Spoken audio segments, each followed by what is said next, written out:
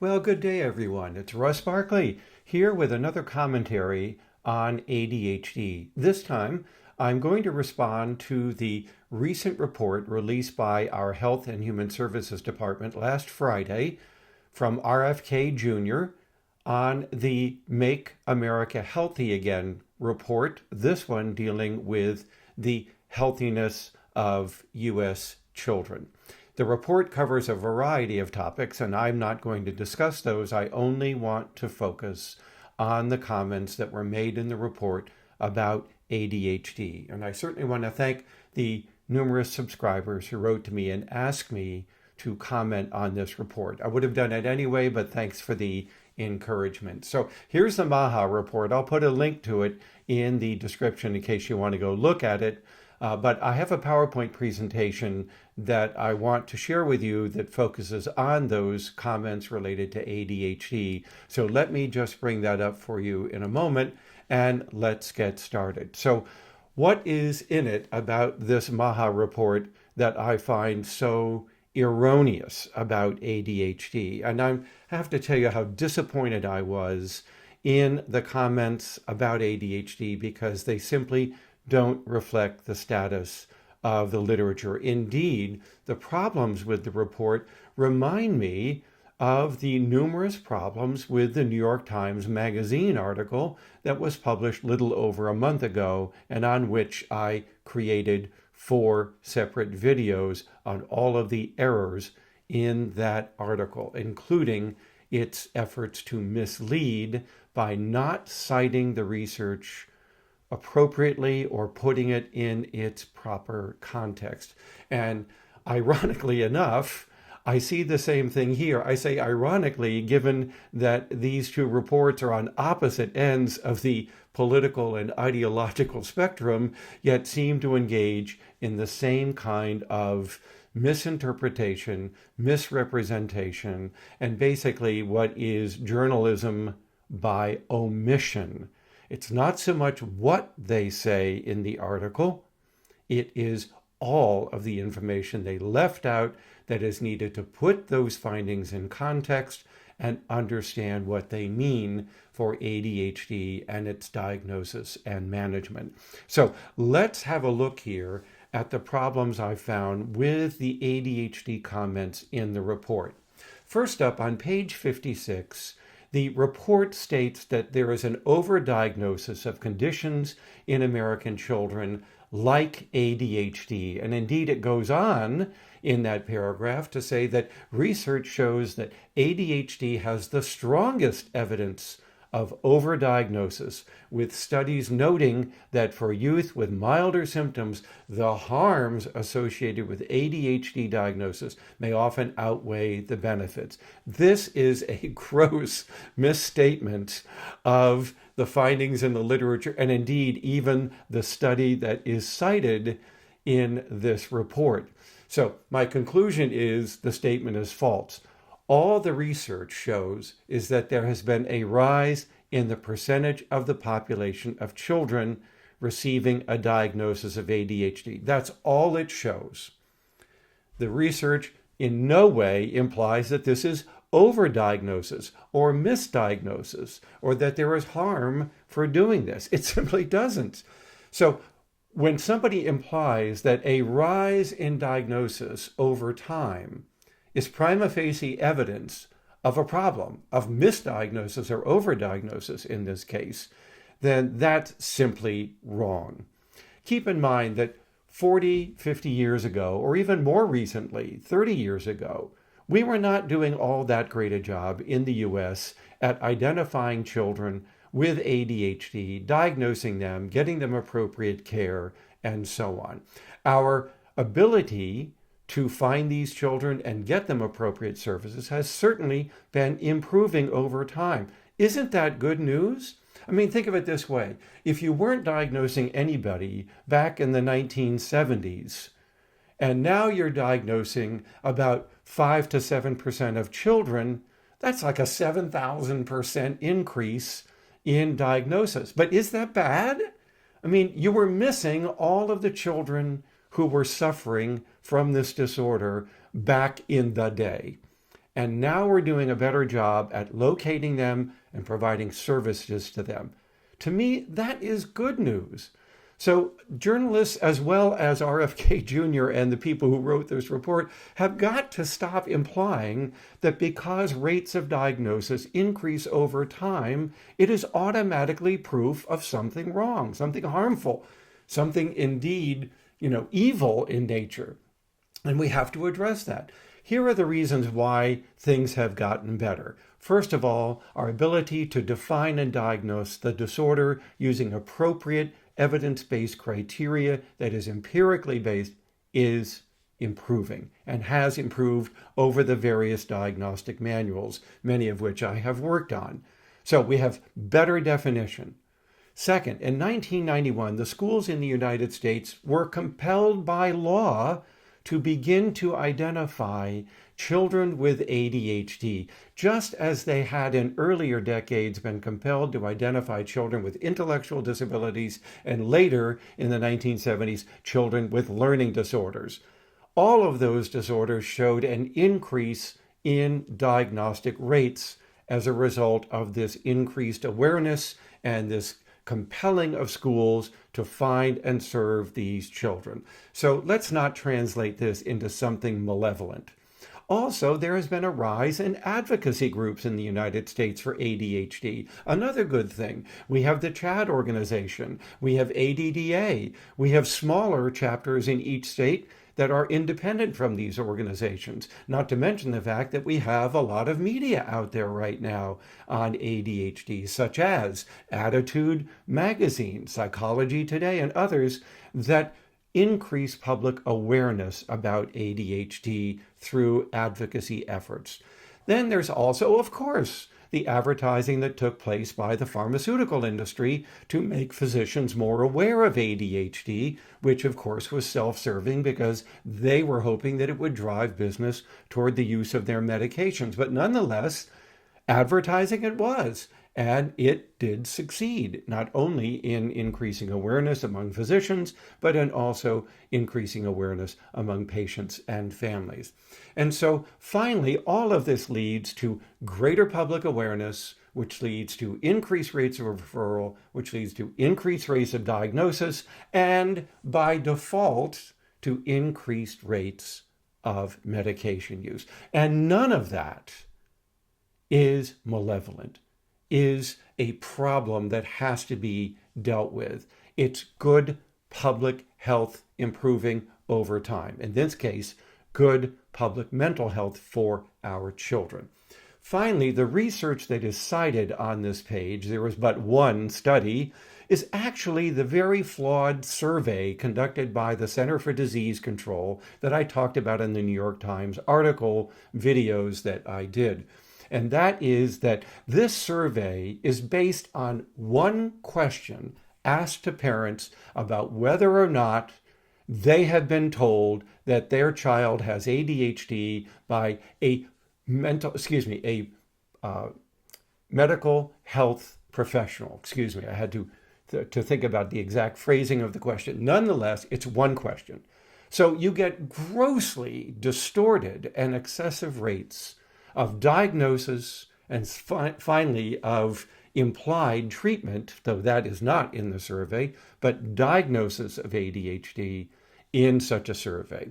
That is why the CDC survey rates for diagnosis or prevalence exceed those of better done population studies by a factor of 2 to 3. That's right, where many studies identify between 5 to 7% of children actually having this disorder, the CDC studies seem to imply that it's at least 9 to 13%, depending upon what age group you're looking at.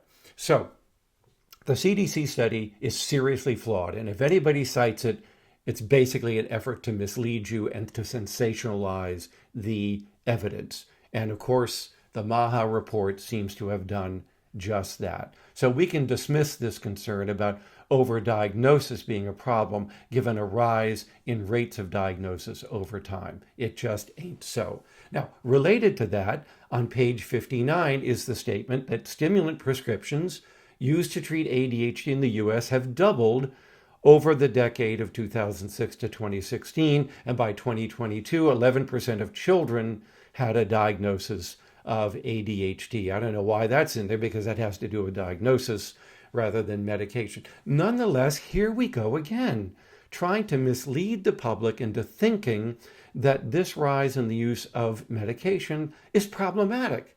It seems to suggest that we were doing such a great job 10, 20, 30 years ago in diagnosing and treating children. And so any change from that baseline is something malevolent or harmful. And that is not the case. As I said earlier, it's about improving the delivery of mental health services to children, and that includes medication. So the fact that rates double is not a big deal.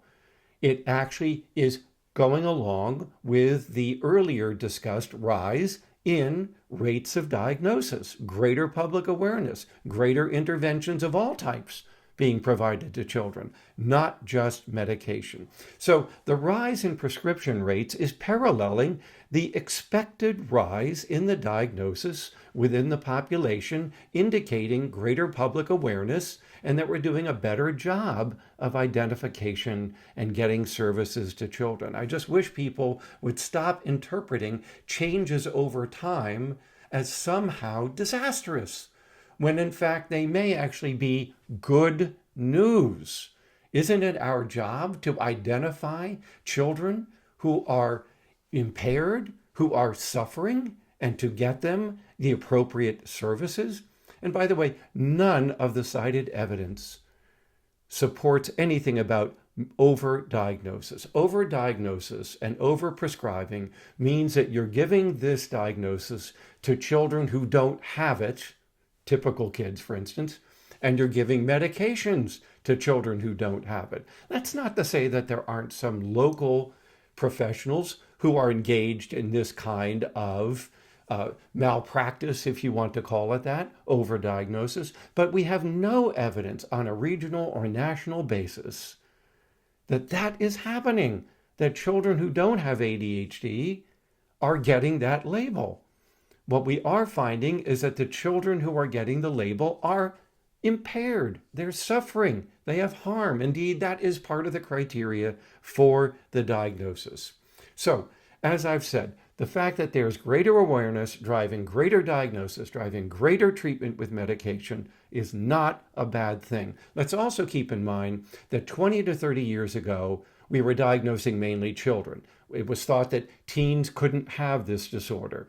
And certainly we were vastly underdiagnosing women and girls, not to mention all adults. But then beginning back in the 1990s, we became aware of the fact that the disorder is highly persistent and that adults have this disorder. So teens, adults, and especially women qualify for this disorder now. So guess where the rise is greatest in diagnosis and prescribing rates? In the underserved populations from 30 to 40 years ago. Isn't that good? I like that.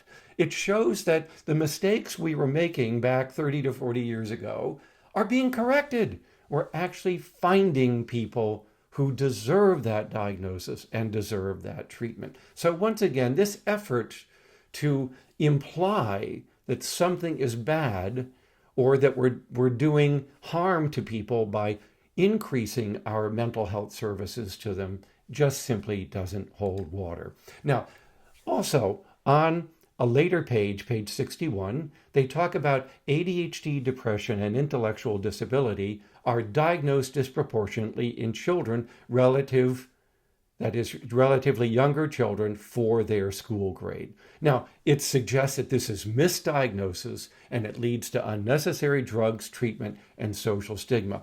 Oh my God, hold on a second. The available data suggests nothing of the kind. I have gone in and looked at the studies, looked at the meta-analyses, and what we find is that while some research does find children of a younger age relative to their grade level, that is, other kids at the same grade, to be more likely to have ADHD, the difference in rates is very, very small. For instance, across several meta-analyses, the average increase in the odds ratio was about 27%. So if you were younger in your grade, that is born later in the school year than others, you had about a 27% chance greater of having ADHD. Okay, so what? All right, do you know what that translates to?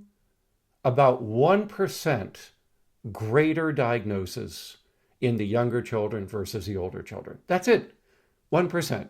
If about 5% of the kids in these studies have ADHD, multiply that by 0.27, and that's what you get. Now, is that a big deal? I mean, does that automatically imply that that 1% is misdiagnosed, overdiagnosed, just immature, and teachers are misunderstanding developmental immaturity for ADHD? That takes a great stretch of imagination, in my opinion, because a few months across the school year is very difficult to detect when we're looking at severity and differences in children's behavior and symptoms.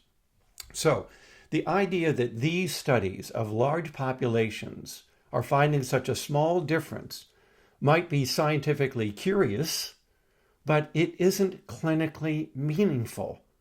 Because first of all, it doesn't imply that the younger kids don't have the disorder, right? And the rate of difference between the younger and the older is pretty small. So let's take a look at further reasons why we are seeing this relative age effect. Okay, first of all, you need to understand that the meta-analyses repeatedly point out that it's not found in all studies, and therefore the heterogeneity of findings across studies is very, very high, making it difficult to even do a meta-analysis, because when you get high variability, the results that you're averaging across are too variable to be able to interpret with much accuracy or with much meaning. Second, these findings are not found in all countries. They happen to have been found in the UK and in Finland recently, to some extent Sweden.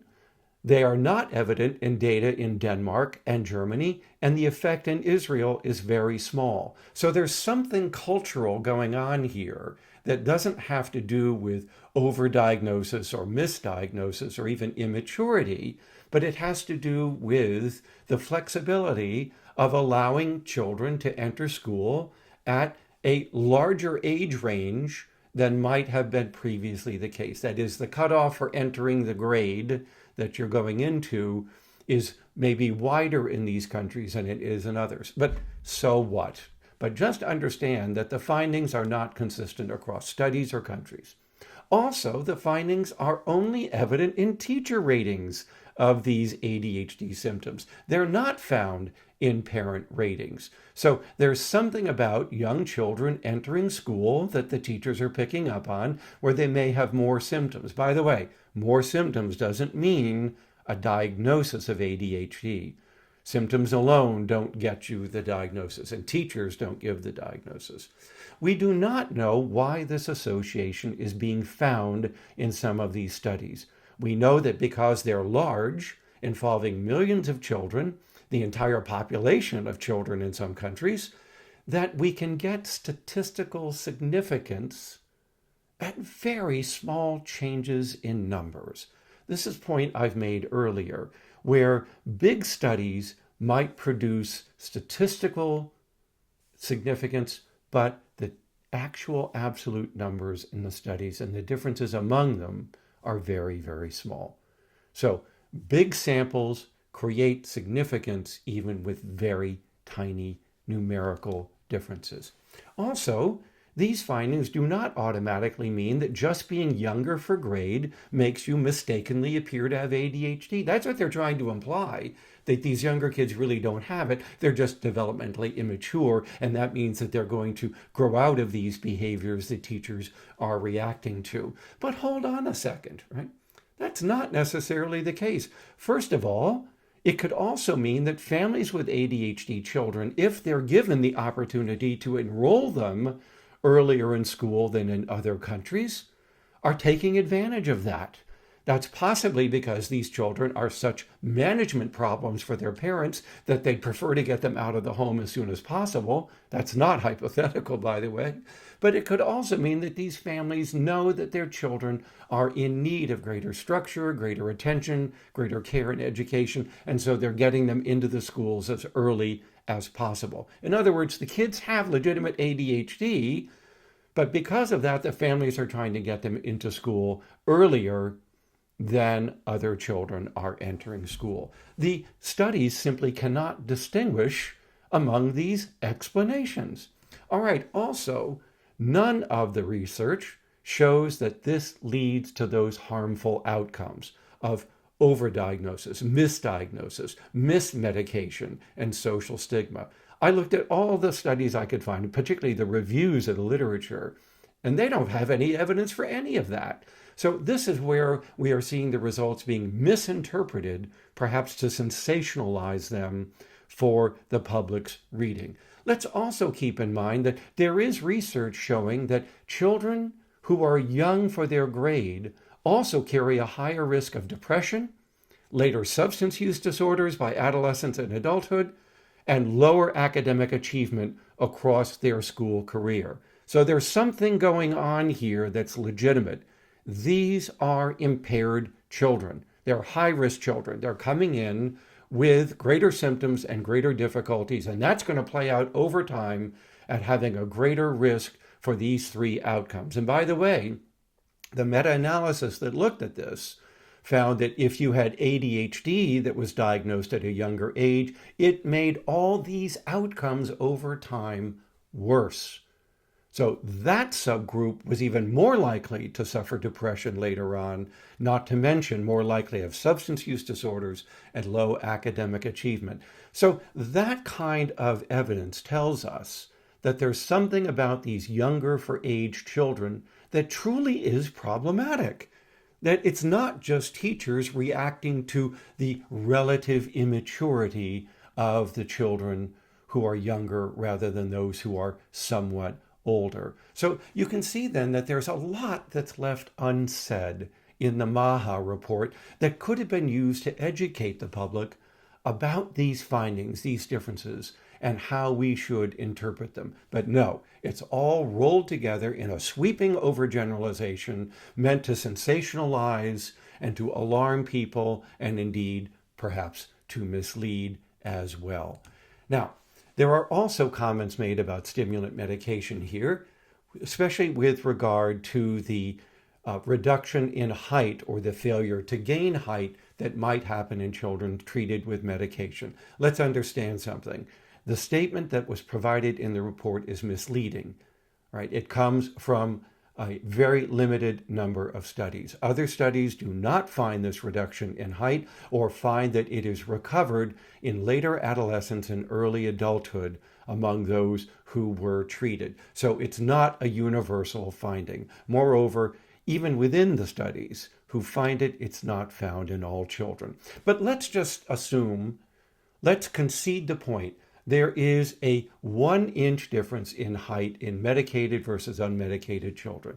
Now, we have to balance that out against the risk-benefit ratio of not treating versus treating. All right, let's not treat you. You're going to be taller, but you're going to fail at school. You're not going to have many friends. You have a much higher likelihood of dying young. You're going to have more car accidents and lots more trouble as you grow older. I mean, I cannot recount the numerous impairments that children growing up with ADHD are at risk of experiencing. So let's weigh that against you might be an inch smaller, maybe by adulthood. Which one do you want, right? Are we supposed to make a big deal out of this height difference, out of this side effect or not? I think not. And if you're a family with ADHD, an ADHD child, that should not stop you from seeking appropriate treatment, including medication for your child.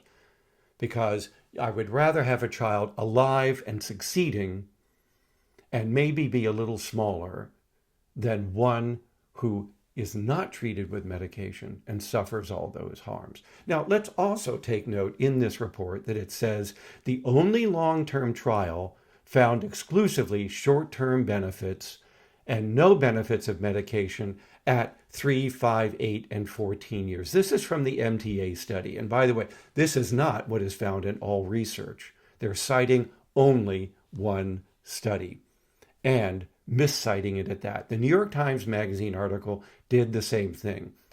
Its use of the MTA results is grossly misleading, and here's why. The children were randomized to treatments, one of which was medication only, and they stayed in their treatment program for 14 months. At the end of the 14 months, the medication group did better than the non-medication groups. Adding behavior therapy and educational support was helpful, modestly, but it was really the medication that achieved the greatest benefits. Now, what happened after that? Following 14 months, families were allowed to pursue any treatment they wanted. So even the families whose kids weren't on medication started getting it. And families whose kids weren't getting special services or behavior therapy or parent training and so on started to get that as well. So there's a contamination across all of these treatment groups that simply forbids you, precludes you from trying to interpret any further follow-ups as somehow being evidence for the treatment that the children were initially exposed to. Even the MTA authors know that this is the case. But notice, none of that is provided in this report. No effort to understand the study, no effort to correct this very misleading interpretation of these results. So the fact that there were no benefits of medication seen at these follow-up points is meaningless, because you're comparing contaminated treatment groups, and therefore it doesn't matter what you found. And indeed, they stopped making these comparisons out at later follow-ups because they knew that they can't say anything about the treatment outcomes. So again, this use of the MTA study in this manner is false and misleading. There were a few comments earlier in the report on page 55 and 56 about the effects of children being exposed to more natural settings rather than structured or indoor settings, and that this did seem to have some relationship to ADHD. I don't want to spend much time on it because, frankly, the research on this is very poor. Half the studies have low quality. Many of them did not look at ADHD specifically or look at it very well or use the wrong measures. But at the end of the day, my response to this is, so what? Are you trying to imply that not being exposed as much to nature is causing ADHD? There's kind of that element in this report. Are you trying to say that exposing children to outdoor environments is an effective treatment for ADHD? By the way, the differences in these studies were very small. And indeed, some of the studies didn't find it at all. So again, I think what all of this illustrates to me is that the evidence being used is very limited. What you're being told about the evidence is limited. You're not being given all the context of the research findings in terms of what's going on in that study, and you're certainly not putting all of those findings into the broader context of the research literature on ADHD, which all to me smacks of an intent to alarm, to sensationalize, and to mislead. Again, it's not so much what is said, but what goes unsaid that we need to know to understand these findings correctly. And this report doesn't do that, sadly. There is all manner of reasons why we need to be concerned about the health status of children in the United States, including those with ADHD. And that could have been the basis for this report. But instead, what we get is a very superficial treatment and an effort, in my opinion, to sort of sensationalize the findings that are reported. Okay, this is Russ Barkley signing off, thanking you for watching this video, subscribing to this channel, and as always, I want you to live well, be well, and take care. Thanks for joining me today. Bye for now.